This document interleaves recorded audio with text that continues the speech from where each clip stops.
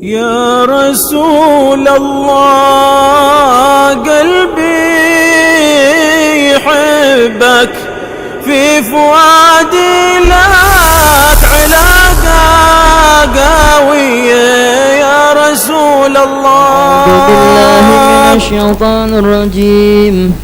بسم الله الرحمن الرحيم.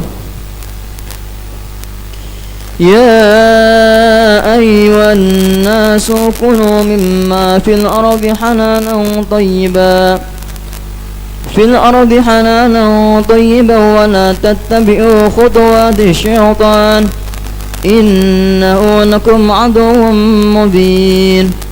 إنما يأمركم بالسوء والفحشاء وأن تقولوا على الله ما لا تعلمون. صدق الله العظيم. بسم الله الرحمن الرحيم.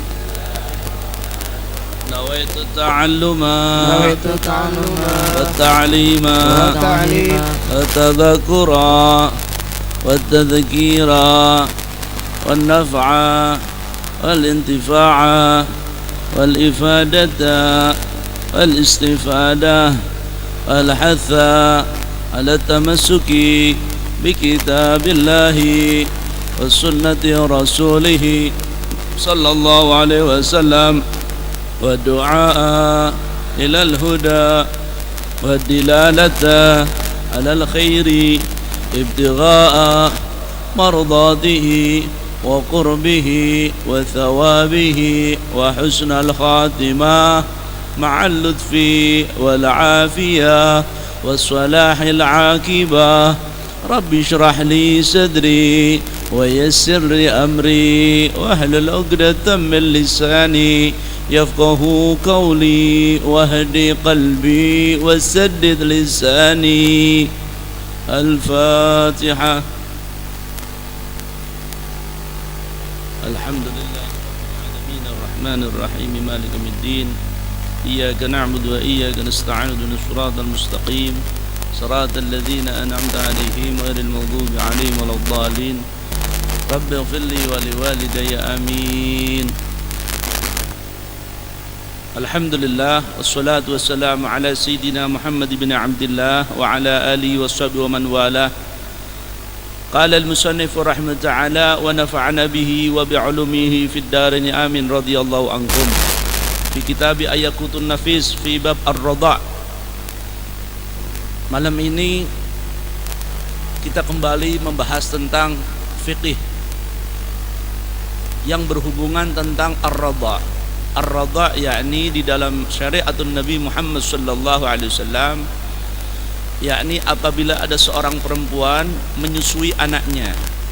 Cuma dalam bab ini nanti akan ada hubungan mahram, ada hubungan persaudaraan sebagaimana adat-adat orang Arab dan sekarang sudah ada zaman di Indonesia.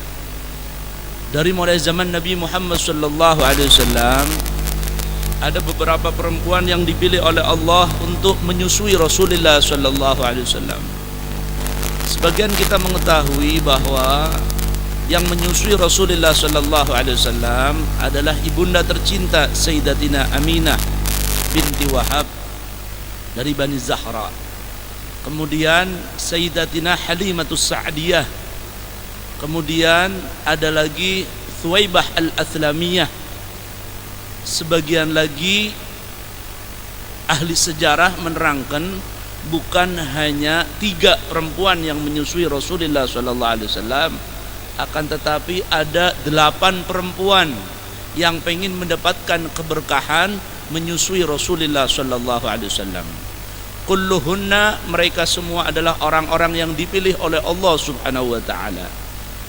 Karena ini akhir-akhir ini ada beberapa satu golongan yang sangat galil adab, sangat sembrono dan sangat tidak punya tata krama, tidak sopan santun kepada baginda Nabi Muhammad sallallahu alaihi wasallam. Mereka berani mengkafirkan, menisbatkan kepada orang tua baginda Rasulullah sallallahu alaihi wasallam. Sayyidina Abdullah dan Sayyidatina Aminah, mereka sangat galil adab, mereka sangat tidak punya sopan santun kepada baginda Rasulullah sallallahu alaihi wasallam, yang mereka mengatakan bahwa ayah dan bunda tercinta baginda Rasulullah sallallahu alaihi wasallam, mereka berdua ada di neraka. Naudzubillah min. Ini sangat sembrono ini orang, berani banget ini orang. Punya apa dia? Berani mengatakan bahwa ibunda Rasulullah sallallahu alaihi wasallam seorang perempuan yang kafirah. Kalau memang ibunda Rasulullah sallallahu alaihi wasallam seorang yang kafirah, berarti air susu yang mengalir dalam tubuh Nabi Muhammad sallallahu alaihi wasallam yang keluar daripada bunda tercinta Sayyidatina Aminah keluar daripada orang kafir. Naudzubillah min dzalik. Mereka mengatakan abahnya Rasulullah pun Sayyidina Abdullah masuk nerakanya Allah. Ini terlalu bahaya ini orang. Mengambil satu hadis memang dari hadis Sahih Muslim, akan tetapi harus dicermati, harus dilihat bahwa peristiwa ini ada beberapa hadis-hadis yang lain tentang masalah menerangkan bagaimana ayah dan bunda Rasulullah sallallahu alaihi wasallam. Memang ada keterangan, ada beberapa keterangan saya juga dengarkan dari beberapa ulama, diambil juga dari kitab Sahih Bukhari Muslim, akan tetapi ada kalimah-kalimah yang tidak di situ tidak menyebutkan ayahanda baginda Nabi sallallahu alaihi wasallam. Diceritakan tatkala ada orang yang baru masuk Islam mengatakan, ya Rasulullah, di mana orang tua saya? Kemudian Rasulullah mengatakan, abuka finnar, orang tua kalian ada, orang tua kamu ada di neraka. Kemudian dia pun lari jengkel kepada Nabi sallallahu alaihi wasallam, orang tua saya dianggap di neraka. Kemudian orang tersebut dipanggilnya abuka wa abi finnar.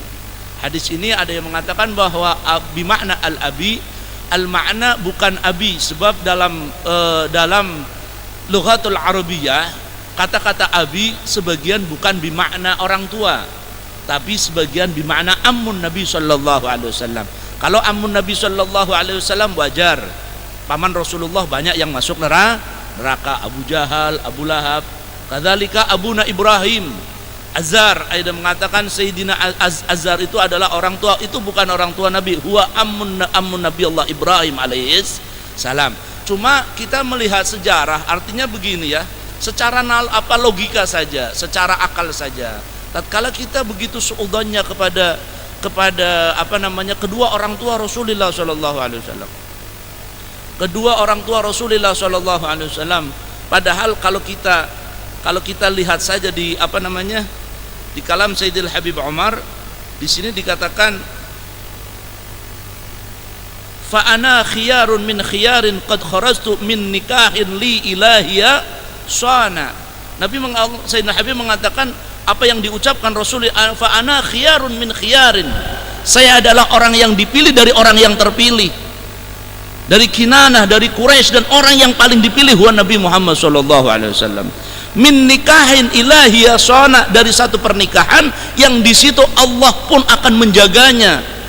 Maka sangat mengherankan ya, zaman sekarang ini memang Masya Allah ya, orang sibuk, orang ini kadang-kadang lucu, sibuk mengotak-atik, sibuk mengoreksi, sibuk dengan kesudahan amal-amalia daripada orang lain. Orang muslim sendiri diutak-utik, dicari kesalahannya.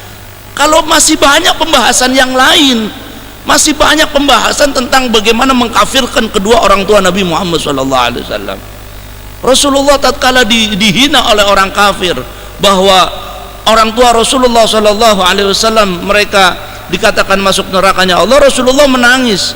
Malah dalam kitab Risalatul Mu'awan lil Imam Al-Haddad, Rasulullah SAW mendatangi kubur kedua orang tuanya, mendatangi kubur Sayyidatina Aminah, mendatangi kubur abuna Sayyidina Abdullah, dan minta kepada Allah untuk membangkitkan kedua orang tuanya.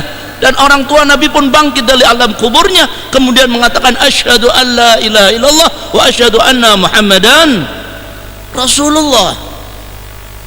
Sangat tidak sopan tatkala Rasulullah sallallahu alaihi wasallam itu diciptakan dari nur. Awwalu khuliqal asya nurun Nabi Muhammad sallallahu alaihi wasallam. Sebelum ada Nabi Allah Adam, ada nur Nabi Muhammad SAW. Yang dipilih ini rahim yang sangat suci. Yang dipilih adalah wadah yang sangat suci untuk mengandung, untuk menaruh jazat yang maha suci, jisim yang maha suci, wa Nabi Muhammad SAW.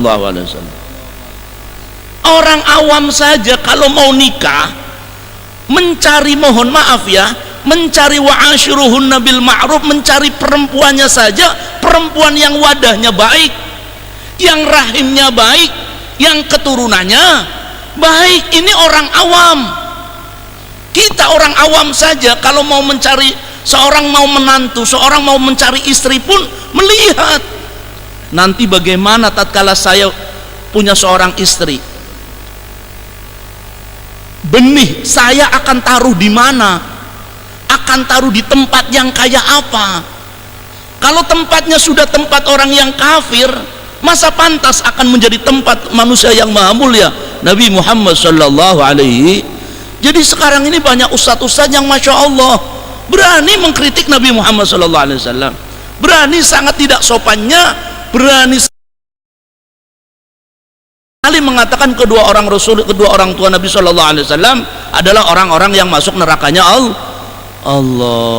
Nabi Muhammad mau ninggal aja, Rasulullah sallallahu alaihi wasallam mau meninggal itu secara beliau selalu ummati, ummati, ummati, selalu memanggil umatnya. Dan ini orang sampai mengatakan wajar, hal yang lumrah, biasa, bukan sesuatu yang aneh apabila ada nabi orang tuanya kafir. Nabi Nuh aja anaknya kafir, Kan'an. Nabi Ibrahim aja bapaknya kafir. Nah ini gampang sekali melontarkan bahasa semacam itu. Semoga hati kita dibersihkan dengan suudzon, naudzubillah min. Jangan sampai hati kita ada suudzon. Suudzon kepada orang aja enggak boleh, apalagi suudzon kepada kedua orang tua Nabi Muhammad sallallahu alaihi wasallam. Ini kan aneh, ini sangat-sangat aneh. Maka kita minta kepada Allah, sudah, kita yang penting ngaji, pelajarin ajaran Rasulullah sallallahu alaihi wasallam, enggak usah sibuk otak-atik urusan orang lain. Enggak usah sibuk memikirkan amaliyah orang lain, enggak usah sibuk. Yang penting kita lihat diri kita sendiri. Semoga kita jangan sampai suudzon kepada baginda Nabi Muhammad sallallahu alaihi wasallam. Nabi Allah Nuh alaihi salam, perahunya itu enggak tenggelam. Kenapa sampai perahunya enggak tenggelam? Satu saat dibikin aja selalu bocor terus, dibikin lagi, rusak lagi itu yang namanya kapal. Sampai Nabi Nuh bermunajat kepada Allah Subhanahu wa taala, ya Allah, kenapa saya punya kapal ini selalu bocor, selalu rusak, dimakan oleh rayap? Maka Nabi Allah memberikan satu ilham dalam kitab An-Nurul Absar, kalau nggak salah itu diterangkan, Nabi Allah Nuh suruh menulis setiap papan yang akan dibikin untuk kapal, pojok-pojoknya itu ditulis Abu Bakar, Umar, Utsman, Ali. Saya mau tanya, waktu zaman Nabi Allah Nuh, Sayyidina Abu Bakar, Sayyidina Umar, Sayyidina Ali, Sayyidina Utsman sudah lahir belum? Belum ada. Ini bukan Nabi Muhammad, ini ashabun Nabi Muhammad sallallahu alaihi wasallam, apalagi Rasulullah. Jadi itu setelah ditulis Abu Bakar, Umar, Utsman, Ali, itu subhanallah kapal itu langsung tidak bocor. Tidak usah aneh-aneh lah. Kalian kalau punya dicoba oleh Allah, kadang-kadang mohon maaf ya, ada orang dagang dicoba, tulis aja Umar Al-Faruq. Siapa Umar Al-Faruq? Sayyidina Umar bin Khattab. Kemarin ada orang datang ke saya, dia orang Pemalang, suami istri udah tua-tua datang ke sini, 2 kali datang ke saya. Pertama saya tanya, dari mana ibu tahu saya? Oh, saya ditunjukkan satu orang ini Habib, ngundang saya aja Kiai Habib. Kiai Habib, saya minta doanya Kiai Habib. Ada apa ibu? Saya itu selalu didatangi ular Kiai Habib. Jadi setiap hari itu ular datang sampai saya itu kadang-kadang kayak di tubuh saya itu kayak disilat, kayak dipakai beling, kayak dipakai pisau. Saya sampai tidak sanggup. Mohon maaf, saya ini bukan orang yang bukan orang ahli tentang kayak gitu. Cuma saya dikasih sama umi saya untuk baca sholawat saja kalau ada orang minta. Saya bacain sholawat, kemudian saya suruh nulis bapaknya, Pak, bapak nulis Umar Al-Faruq ya di pintu-pintunya. Bib, saya tidak bisa nulis Arab, Bib. Gandeng Arab tak bisa ya. Yang ada wong Arab, yang ada Habib Abdullah, yang ada wong Arab. Jadi Jadi tatkala ya sudah saya tulis Umar Al-Faruq, terus saya tulis itu, coba nanti setiap pintu ditempelin ini aja. Saya kasih 4 apa 5 waktu itu, tempelkan. Subhanallah, setelah itu biqadrillah ala iradatillah, semuanya tidak ada. Ular yang katanya ratusan tidak bisa masuk, padahal hanya tulisan Umar Al-Faruq. Wah, ini apa, Allah menghendaki, bukan karena tulisan tidak ada. Jangankan tulisan, Nabi saja tidak punya kekuatan, yang punya kekuatan Allah. Tapi dengan segitu aja, masa sekarang tulisan Umar Al-Faruq saja mereka sudah pada takut, apalagi orangnya, apalagi Nabi Muhammad SAW, apalagi ibu Nabi Muhammad Sallallahu Alaihi Wasallam. Setelah sudah lama kemudian dia sudah selesai, berapa hari atau hampir 1 bulan, datang lagi ke sini kemarin, antara sore-sore datang, sengaja jauh-jauh datang lagi. Kiai Habib, saya inilah kenapa? Ya orang anak saya itu manggil dukun lagi, orang ente manggilnya dukun, akhirnya ya repot, sudah ndak usah, harus saya tulisin lagi. Ini saya kasih, ini nanti ditaruh lagi ya. Kiai Habib ini masih kurang, mintanya yang banyak. Ya Allah, artinya kayak gini, tulisan saja menyebutkan khulafaur rasyidin. Kalau minta kepada Allah Subhanahu wa taala, insya Allah apa yang kita hajatkan dikabul oleh Allah Subhanahu wa taala. Nah, perahu Nabi Allah Nuh itu waktu selalu bocor, selalu rusak. Setelah ditulisin Abu Bakar, Umar, Uthman, Ali, semuanya kembali normal seperti biasa.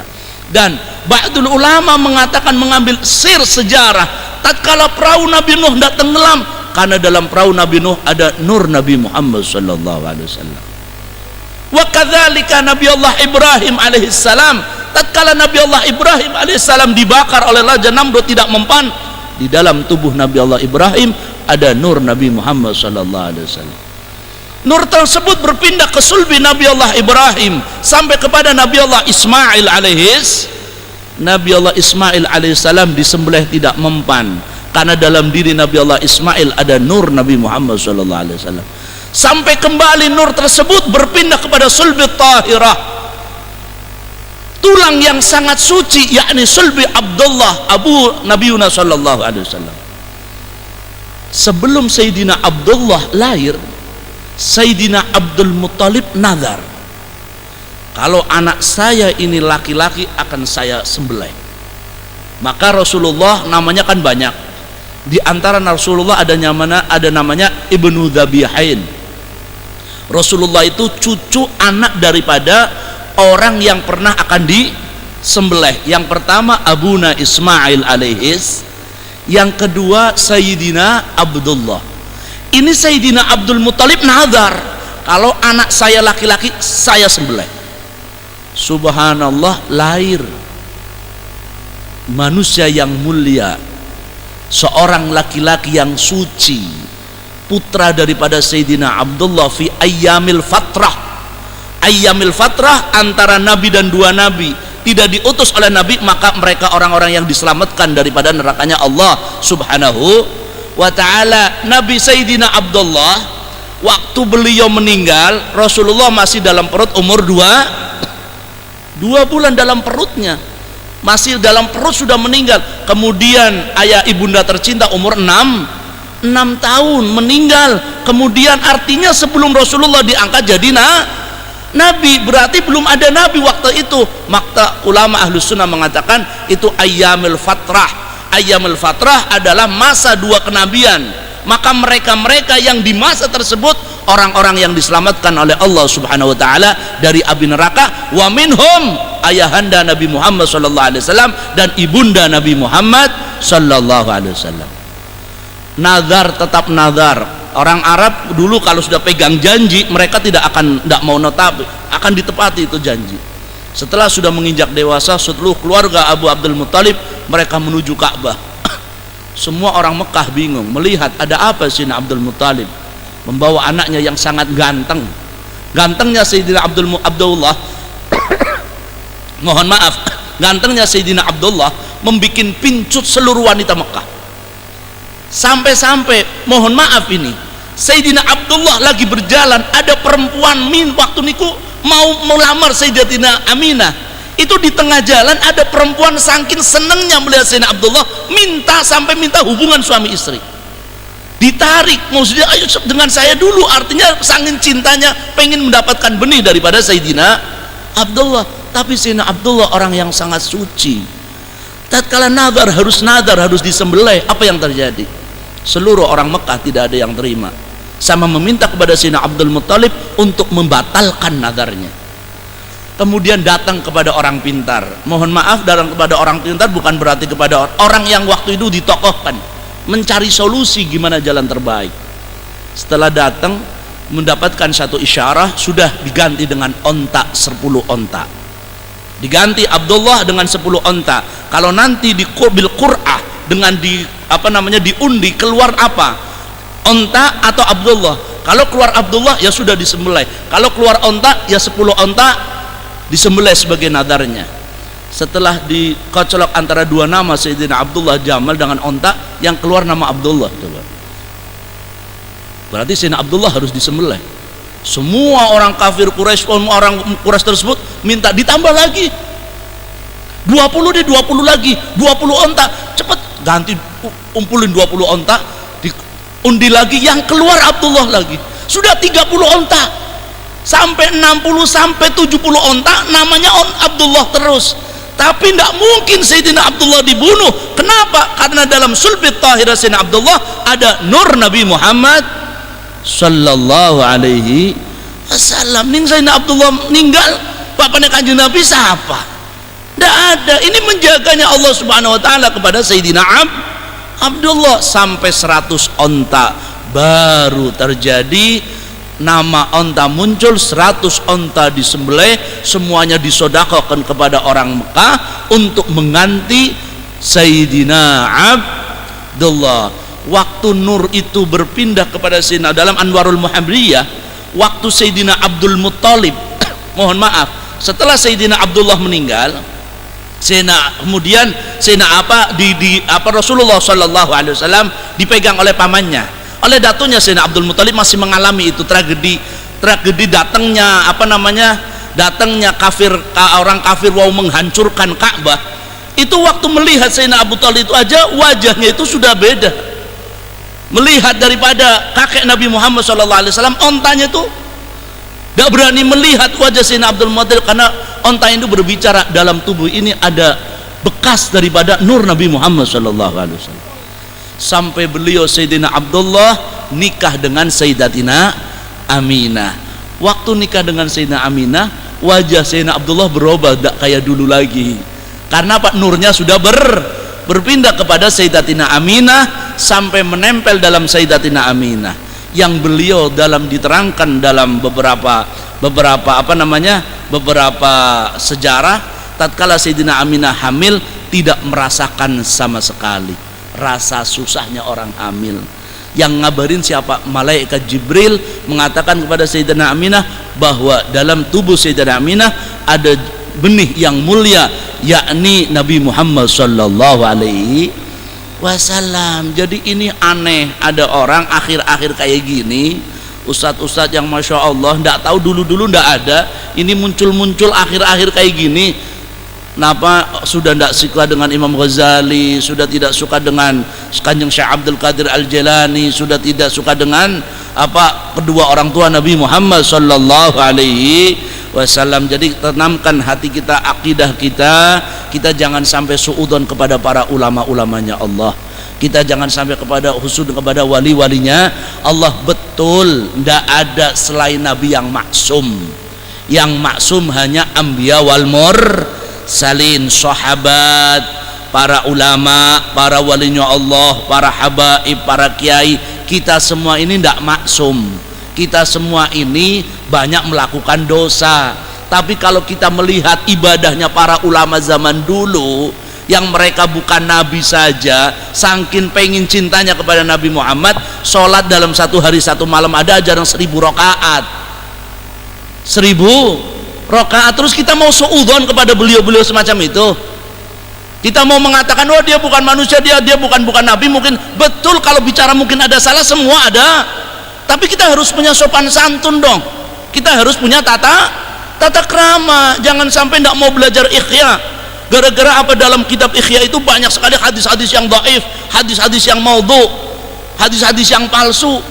Kita bikin insya pakai lughatul Arabiyah aja tidak bisa, sudah berani mengatakan Imam Ghazali ini ulama-ulama yang betul-betul dipilih oleh Allah Subhanahu wa ta'ala. Semoga hati kita ditanamkan rasa husnudzan, Allahumma. Sebab kita ini bukan orang baik. Jangankan kita, Sayyidina Imam Syafi'i mengatakan kami bukan orang saleh, tapi kami orang yang cinta orang saleh. Tapi jangan kita mengatakan, oh memang Imam Syafi'i bukan orang soleh, kok buktinya dia ngomong kayak gitu. Ini kan kita bodoh kalau mengatakan itu. Kalau kita melihat hanya tulisan saja mengatakan bahwa Imam Syafi'i mengakui saya bukan orang soleh, terus kita akan mengatakan, oh, iya memang buktinya Imam Syafi'i kok kita ngomong itu tuang soleh, berarti itu tuang soleh, berarti ahli mak. Terus kita akan semacam itu. Kan jahil murakkab orang ini, bodohnya bodoh tumpuk-tumpuk.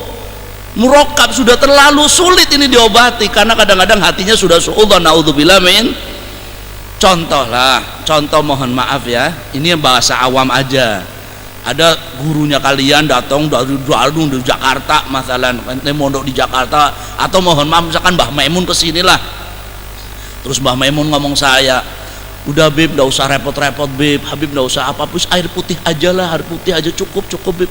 Saya biasa Bib, saya tidurnya di tikar aja lah Bib, Habib jangan repot-repot. Terus kita santri yang cerdas akan langsung ngomong, siapkan kasur, jangan orang kiainya mintanya tikar kok, udah biar aja tidur dikasih. Enggak, ini kopi susu, jangan mintanya air putih.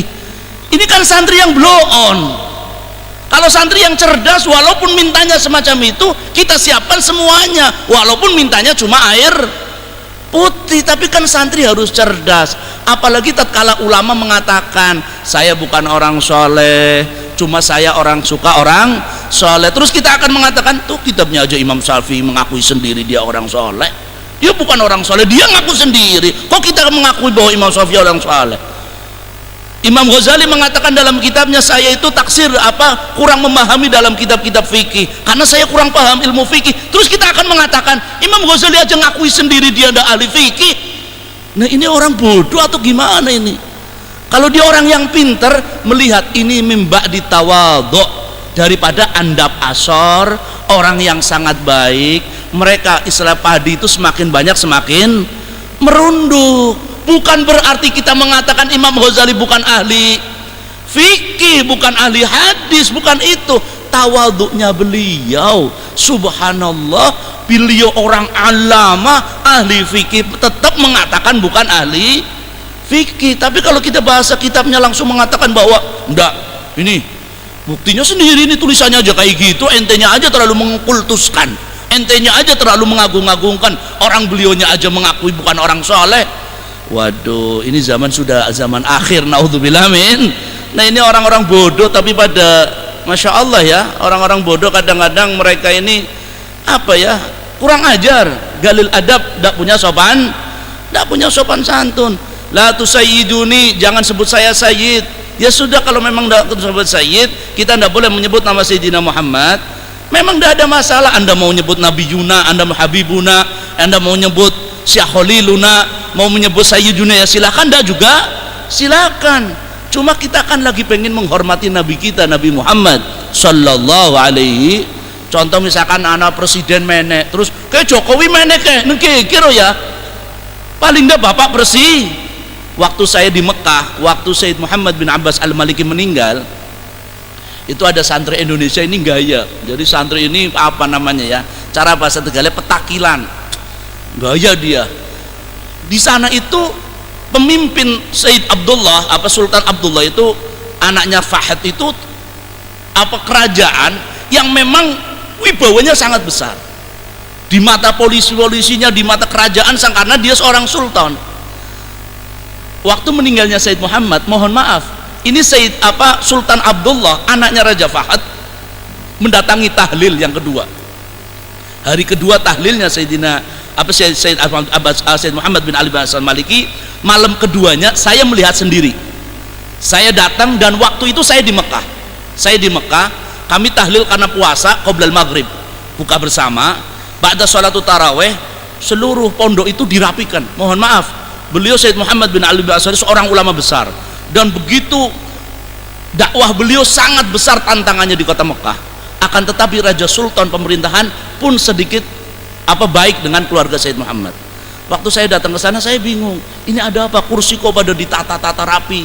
Kata beliau, ada santri mengatakan Sultan Abdullah, anaknya Raja Fahad, mau datang ke sini. Ini bukan main-main loh, seorang raja daripada di Saudi Arabia mau datang 2 hari setelah meninggalnya Abu Sayyid Muhammad. Ada santri ini namanya ya gaya gitu loh. Polisi itu kan jaga jalan, semuanya tidak boleh, karena presiden mau lewat jadi semua dijaga kan. Dia datang, sudah tahu Sayyid Sultan Abdullah mau datang, tanya, tahu tapi pura-pura tidak tahu. Dia gaya manja, siapa yang datang, model apa kayak gini. Polisinya dengar kayak gitu macem-macem, langsung pegang penjara, langsung dipenjara gara-gara ngomong gitu aja tidak diterima, karena termasuk menghina rajanya dia. Langsung dipenjara. Kalau sudah orang Indonesia dipenjara di Mekah, mengeluarkannya itu puluhan juta gara-gara ngomong siapa ini yang datang. Dia sudah tahu kok tanya siapa yang, kayak kan ngenyak cara polisi, nah kan kurang ajar ya, wong rajana aku pan lewat takun siapa sing. Itu aja, apalagi Nabi Muhammad sallallahu alaihi wasallam. Biarkan yang paling penting, kita semoga hati kita dipenuhi husnudzan, khususnya kepada keluarga Rasulullah sallallahu alaihi wasallam, ayahanda dan bunda Nabi Muhammad. Kalau Sayyidil Habib Umar menceritakan ini, beliau tidak kuat. Beliau dalam beberapa ceramah beliau, kalau sudah menceritakan Sayyidatina Aminah, beliau sudah tidak kuat menahan tangisnya, saking kurang ajarnya orang yang mengatakan bahwa Nabi Yunus sallallahu alaihi wasallam di nerakanya Allah. Mereka sangat kurang ajar, naudzubillah min dzalik. Ini sebenarnya saya akan membahas tentang ar-raudha ya, cuma sedikitlah perlu saya terangkan. Di zaman sekarang modelnya semacam itu, kita harus tanamkan haslatani laisa faqah khairum minhuma, husnudzan billah wa husnudzan bi ibadillah. Kita harus husnudzan kepada Allah dan husnudzan kepada hambanya. Berat loh, husnudzan itu berat. Kalau suudzon sih gampang, suudzon sama orang sangat mudah. Yang paling berat husnudzan. Sampai-sampai kadang-kadang, mohon maaf ya, kita kan ngaji nih, kita ngaji, tatkala kita ngaji kan kita senang nih, istighfar ya Allah, minta ampun sama Allah, nikmat betul. Tapi kadang-kadang kita keluar berubah lagi. Kenapa semacam itu? Terkadang hati kita suudzon kepada kanan kiri kita, depan kita, belakang kita. Kadang-kadang hati kita ada suudzon, ente nih ngaji model apa ini, aneh ini. Nah itu kadang-kadang semacam itu aja menjadikan tidak mendapatkan keberkahan di majelis ilmi. Kecuali, mohon maaf ya, kadang-kadang namanya orang ngaji, sini lagi ngaji, sini ngomong sendiri, itu boleh kita tegur, jangan ngomong dewek kok. Atau sini lagi ngaji, gurunya lagi ngotot-ngotot mainnya HP, tik-tak-tik-tuk. Orang sini lagi nerangkan pengajian, sini main HP. Nah ini termasuk ya yang kurang husnudzon ya. Ingatkan, kalau semacam itu bukan berarti suudzon, tapi mengingatkan. Nah dalam syariat itu ada ar-raudha. Ar-raudha itu seorang perempuan yang menyusui kepada seorang anak, tapi ada syaratnya. Siapa ar-radhi dan siapa di sini dikatakan ar-radhi wa murdi'un wa labanun. Jadi syaratnya ar-raudha itu ada 3. Syaratnya perempuannya, ibunya yang yang menyusui, kemudian ar-radhinya yakni anaknya, bayinya tersebut, yang ketiga air susunya. Sekarang dijual belikan di Jakarta dan mungkin sudah masuk ke Indonesia air susu ibu online. Jadi jual beli air susu ibu sekarang banyak, sudah ditaruh di botol-botol khusus ini, karena mungkin, mohon maaf, ibu ini tidak bisa menyusui anaknya, dia meminta beli air susu ibu lain. Kalau dulu zaman ada di Arab itu biasa, satu anak disusui sampai 5 orang 6 orang. Nah sekarang muncul orang jual beli air susu ibu. Kalau air susu ibu itu dari orang, artinya diberikan kepada orang lain, waktu beli air susu ibu itu dilihat dulu, ini air susu ibu yang mana. harus jelas. Kalau nggak salah memang ada sertifikatnya, ada tulisannya, ada sejarahnya. Ini air susu ini berasal dari fulan bin fulana binti fulana, dari seorang ibu, alamatnya sini, alamat ini. Sebab kalau sampai tidak diketahui, tinggal dia minum saja, dikhawatirkan. Yang namanya air susu ar-radha itu bukan berarti tidak harus langsung, akan tetapi bisa juga lewat botol. Atau masalah di model ditetesin, yang penting ada 5 cegukan. 5 cegukan yang sampai blek 5 kali masuk ke dalam perut. Kalau belum apa-apa kok muntah, berarti bukan termasuk uktun radha. Maka tatkala kejadian di Indonesia banyak sekali kasus semacam itu, kita harus lihat ini dari mana, sejarahnya mana, orangnya siapa. Jangan sampai tatkala tidak tahu, anak ini yang menyusui kepada air susu orang lain sampai dewasa. Setelah dewasa dia seorang perempuan. Nah ternyata ibu ini yang kemarin anak ini dulu waktu kecil beli air susu ibu ini sudah dewasa, sama-sama dewasa. Kemudian ini nikahnya tidak sah. Kenapa tidak sah? Karena ukhtun radha'ah tunggal suson. Maka kadang-kadang kalau ada kasus semacam itu, masalah ada orang nikah ya, di orang kampung kan kalau menikah dilihat dulu, kadang-kadang keluarganya dibawa. Siapa sih calon istri kamu? Siapa sih calon suami kamu? Biar mereka tahu sejarah. Setelah kumpul dipanggil, kamu anaknya siapa? Oh saya bapaknya ini. Kamu orang mana? Saya orang sini. Oh ya sudah, enggak apa-apa, berarti ini tidak ada saudara. Kejadian pernah ada orang, dia sudah nikah, akan tetapi anaknya kalau nggak salah sudah 4, sudah 5. Setelah sudah punya anak banyak, dia silaturahmi kepada saudaranya. Setelah dia silaturahmi, dia datang cerita. Orang ini tanya, kamu ini anaknya siapa? Oh saya ini anaknya ini. Ibunya kamu siapa? Ibu saya ini. Keluarga ini langsung kaget. Subhanallah, kenapa kamu tidak ngomong sama saya waktu kamu nikah? Ini ponakan saya ini, saudara saya ini pernah nyusu sama ibu kamu. Otomatis kalau sudah semacam itu jelas dan nyata, maka pernikahannya bubar. Nah sekarang kan bingungin, ini anaknya nanti ke siapa, hubungan siapa. Maka pentingnya kalau mau menikah, saudara dikumpulkan untuk apa? Mengetahui nasabnya siapa, bibit bobot bebetnya harus jelas, biar nanti saat pernikahan tersebut orang tersebut bukan yang punya saudara, bukan hubungan persaudaraan. Mohon maaf, atau mau nikah dengan seorang armalah, mohon maaf ya, seorang janda, mau nikah dengan seorang janda pun tanyakan dulu. Maka kadang-kadang sedikit saya sering tanya, kadang-kadang ya saya tanya, calon istri kamu itu sudah armalah atau biker, masih janda atau enggak? Oh enggak beb, masih gadis. Masa kalau kalau sudah janda harus tanya, bapak kamu itu, kamu sudah betul-betul dicerai belum?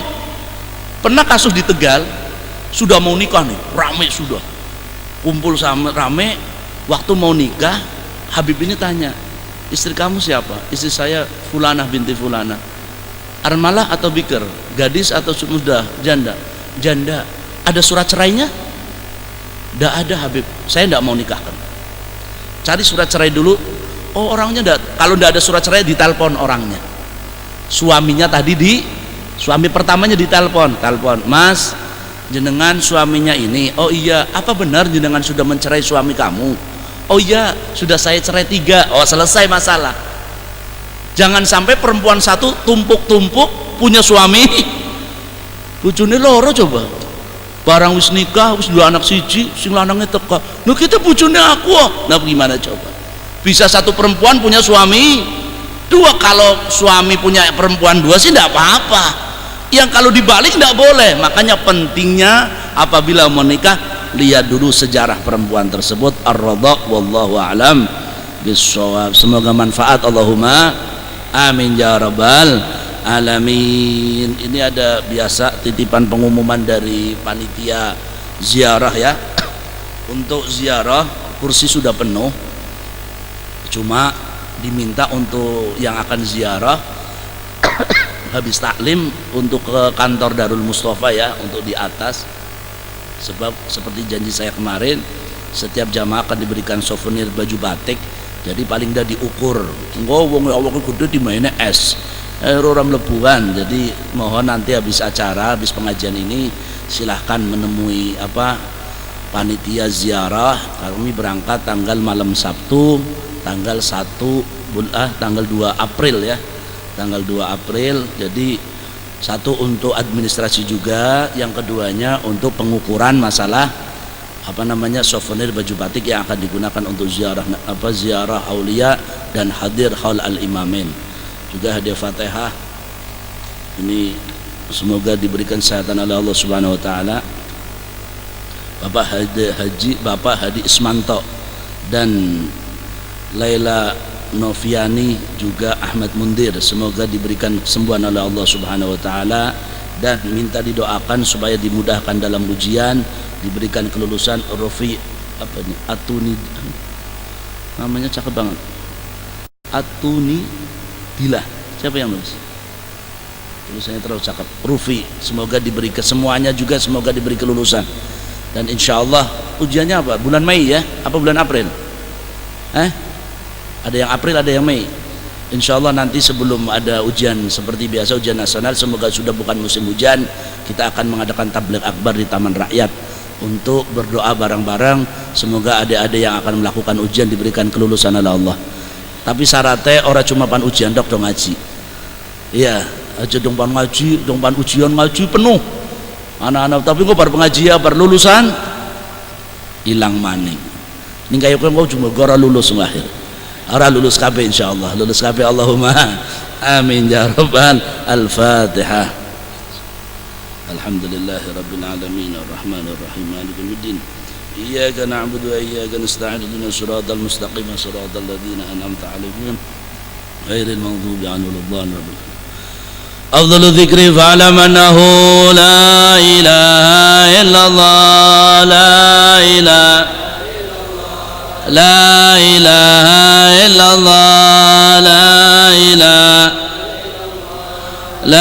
ilaha illallah, la ilaha illallah, illallah, la ilaha illallah, illallah, la ilaha.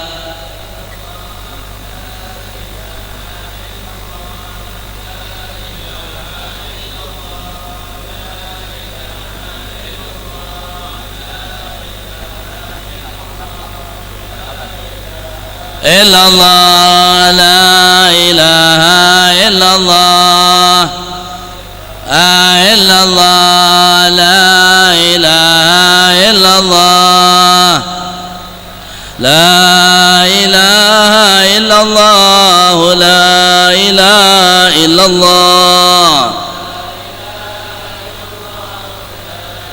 la ilaha illallah, ala nabi salatullah, la ilaha illallah, ala nabi salamullah, la ilaha illallah, habibuna habibullah.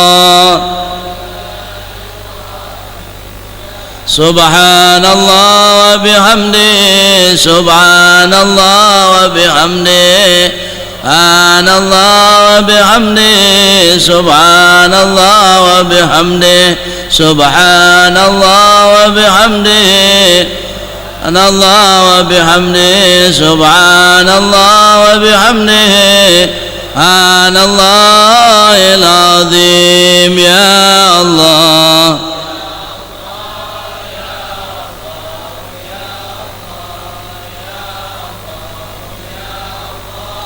Ya Allah, ya Allah, ya Allah, ya Allah, Allah, ya Allah. Allahumma salli ala habibika sayyidina Muhammadin wa alihi wa sahbihi wa sallim. Allahumma salli ala habibika sayyidina Muhammadin wa alihi wa sahbihi wa sallim. اللهم صل على حبيبك سيدنا محمد وآله وصحبه وبارك وسلم أجمعين. بسم الله الرحمن الرحيم. الحمد لله رب العالمين حمدا شاكرين حمدا ناعمين حمدا يوافي نعمه ويكافي مزيدا. اللهم صل على سيدنا محمد في الأولين والآخرين. ولقد أشرت عظيما وصفه تحيي القلوب تهيج الأشجانا والله قد أثنى عليه فما يساوي القول منا أو يكون ثنانا لكن حبا في السرار قد علم بصفات ربنا وحدانا. وإذ امتزجنا بالمودة هنا نرفع أيدي فقرنا ورجانا للواحد الأحد الإلهنا متوسلين بمن إليه دعانا مختاره وحبيبه وصفي زين الوجود بالإله حبانا. يا ربنا يا ربنا يا ربنا بالمصطفى اقبلنا أجب أنت لنا يا دخرنا في هذه الدنيا وفي أخرانا. أصلح لنا الأهوال واغفر ذنبنا ولا تؤاخذ ربي نضعنا واسلك بنا في نجضاء المصطفى ثبت على قدم الحبيب خطانا. أرنا بفضل منك طلعت أحمد في بجد عين الرضا درعانا واربط به في كل حال حبلنا وحبال من ودى ومن والمحسنين ومن أجاب نداءنا وذوي الحقوق وطالبا أوصانا والحاضرين وسعيا في جمعنا. نحن بين يديك أنت ولقد رجوناك فحق سؤلنا واسمع بفضلك يا سميع دعانا وانصر بنا سنة طه في بقاع الأرض واقم كل من وانظر إلينا واسقنا كأس الهنا واشف وعافي آجلا مرضانا واقض لنا الحاجات. اللهم إنا نسألك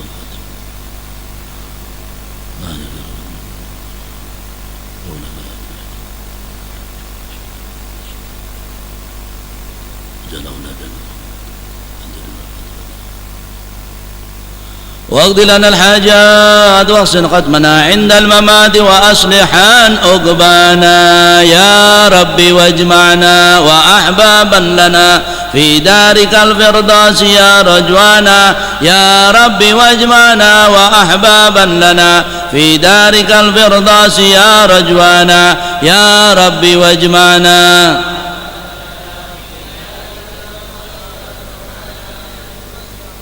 صل عليه وآله ما حر قدر الصبا أغصانا. سبحان ربك رب العزة عما يصفون وسلام على المرسلين والحمد لله رب إن الله وملائكته يصلون على النبي يا أيها الذين آمنوا صلوا عليه وسلموا تسليما. الصلاة والسلام عليك يا سيد المرسلين. الصلاة والسلام عليك يا خاتم النبيين. الصلاة والسلام عليك يا من أرسل رحمة للعالمين. ورضي الله تعالى عن أصحاب رسول أجمعين آمين. Juga sekaligus minta doa setelah saya ziarah aulia di kemudian Hadil Al-Imamain 1 bulan kemudian 1 bulan setengah saya juga akan ziarah Nabi Muhammad SAW membawa jamaah umrah Ribat Nurul Hidayah.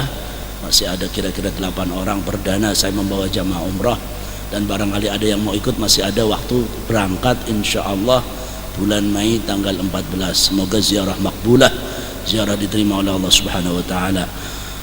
Sebelum kita tutup majlis ini, mari kita doa Fatihah bersama-sama buat keluarga kita, buat anak-anak kita yang dibawa ke majlis taklim ini oleh orang tuanya, anak kita yang di rumah, semoga jadi anak-anak yang saleh, salihah.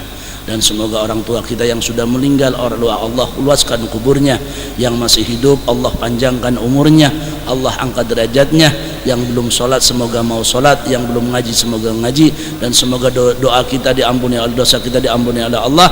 Yang akan melakukan ujian Allah luluskan semuanya, Allah kabulkan cita-citanya dikaramati surat Al-Fatihah. Alhamdulillah.